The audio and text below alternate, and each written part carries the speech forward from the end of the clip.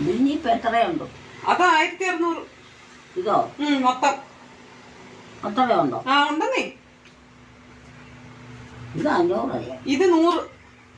ഇതോ? ഇത് 100. അതൊക്കെ 500. ഇത് 500. 500.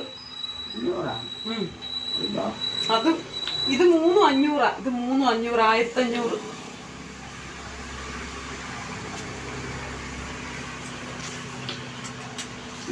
ഓർമ്മയില്ലേലും പൈസയുടെ കാര്യത്തിലൊക്കെ നല്ല ഓർമ്മയാ. ഞാൻ പോവാട്ടോ. പൈസ കൊള്ളാമല്ലോ.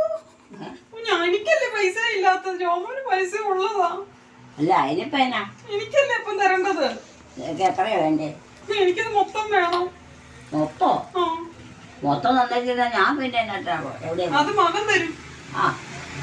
അത് നോക്കി നടന്നാ മതി. അതിനാ